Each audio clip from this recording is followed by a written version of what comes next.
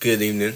The moon just transited into the sign of Pisces, conjuncting Saturn in Pisces at 2 degrees. So we are feeling, particularly pessimistic about our emotions and our vast expansion of creativity and illusions. So you can get on either side of these and use that pessimism to ground yourself in reality and hunker down and just be in that state of being where you're just in the void of the chaos and essentially grounding this chaos into accumulating for the next cycle to where it can be picked up with the current, where it's not just you're pushing it forward and it's getting caught on these things, with the sun in Sagittarius, because this is a square energy, internal and external, learning from the higher octave, energy. So we are, reacting to certain emotions that we are having towards our dreams and illusions, imaginations. Maybe you're not where you need to be, or maybe you are going forward, but you don't really have a particular plan in mind, but you are teaching from your experiences and wisdoms from an angle that is relatable with mutable fire and relatable visions. This flame is not fighting for attention. You could be in a delusion, but you are being outside of yourself, seeing the bigger picture. And we are also having our passions and motivations, learning, from each other how to take this illusion that we have, and as we're crossing this bridge, we are letting our mutable fire motivate others to continue building the bridge, while either we are crossing, it's not being burnt beneath our feet, but it's being set ablaze as a motivating obstacle or challenge to motivate you to not be in too much of your head and to be into the present moment and reality that you experience.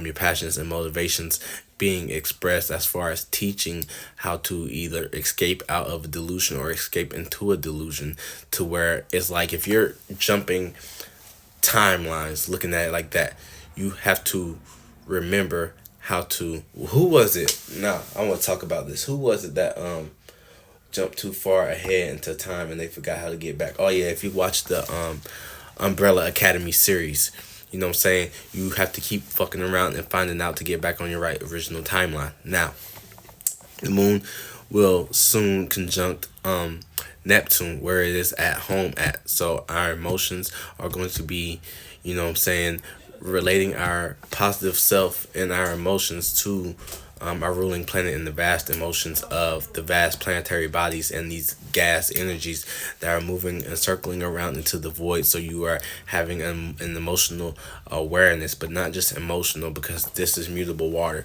So you're reacting to yours and others' ways of perceiving your emotions or your dreams and imaginations and illusion, because the water is a vibration. So this is the higher consciousness, collective, free flowing form of void, where you can just allow your emotions to flow without the repercussions, but it's chaotic, but it's not as much near the structured area as it is now, that is conjuncting Saturn. And you are utilizing this trine as well with another body of water with Venus. This is directly trining this. So this is the gift of our emotional childlike inner child development coming out to play and express itself, whether it be through a deep traumatic or healing process, shock therapy, with putting yourself out there or compromising and being willing to compromise for the sake of having that control, that initial scorpionic energy, to where your stinger or your venom can be diluted or spread out abroad, to where you see the environments where you are using your stinger and the other environments where you may be using your claws, or where you may be going into the earth via a mutable terrain. So you're still learning the resources with your dreams and imagination, and letting your inner child run free, and it's being gullible, but it still has that protection. But it's still, Scorpio is debilitated here, so it's poison is not as potent in that area, so it's directly going to trine that energy. When it comes to that, actually Neptune is directly trining it, but with the conjunction of the moon and Neptune, and Venus is going to be given that frequency the moon moving at a faster pace, being relative and closer to our experiences, is going to have that effect. Now, the moon is sextiling Jupiter and Uranus, so our emotions are taking an emotional opportunity to invest into our dreams and illusions via what emotions are affecting our dreams and our imagination, and anchoring that down here, creating a heavy flow. You know what I'm saying? You can go with the flow, but you still are going to, you know what I'm saying, Venus and Scorpio, know the depths and know the broad terrain about your previous experiences that gained your sustainability, right? You're going to use that imagination for how you got there. And so while you're directly reflecting on what you have and have accumulated, and that the beauty and nesting, you know what I'm saying, creating a home out of carving out of the hard ground because you're being fixed, you're still using not Sagittarius energy, that misunderstanding of, you know, what you're using your philosophy or theology to teach from out of your deep relationships. You are using your collective love and the collective unconscious, and you're being, you know, saying Taurus is attached to certain things, right? And while Jupiter is in Taurus, you're still gonna be looking at your higher octave element of what you're doing as above, so below, how it's moving a little bit slower, but your spirit's still a little bit more free. And then sextiling Uranus and Taurus, your originality and your opposition towards these things that you experienced and the wisdoms that you extracted previously, so that you can invert those on the positive spectrum. Because when it's inverted, your Taurus isn't as private as Cancer, you know what I'm saying? That's why it's exalted in the moon, you know what I'm saying? Because it's not just pushing out the vibe and sitting back and observing the energy.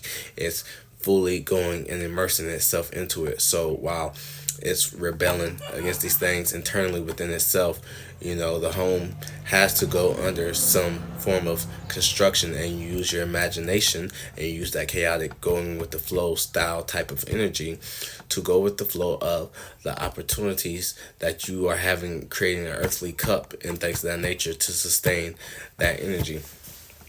And we are having the moon in Pisces is also going to be you know, sextiling the North Node and Chiron in Aries, so it's going to be rubbing shoulders and elbows. So make sure your emotions and your imaginations, you aren't being like, you know what I'm saying, that pessimistic energy with Saturn isn't flowing over too much into, you know, bleeding over into your passions and your unique way of expressing, a new way of seeing a vision, a new way of taking what people can see as a wound, or like AA meetings and things of that nature, and you're using the collective love by just going out and experiencing the higher octave of Jupiter and gaining that wisdom from the external source by teaching others and learning from others. You're bringing it within yourself, and this is that opportunity right there for, like I said, the Chiron, and expanding up on that while it's kicking the spark off to be, you know what I'm saying, it's not really upholding anything,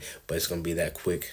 You know, when you see a spirit, you see an apparition of certain form, so you're gonna want to fixate on that idea, or that whatever brief message, or what timing was going on, and things you were doing when you saw that apparition, and things of that nature. So we have also the other cardinal points.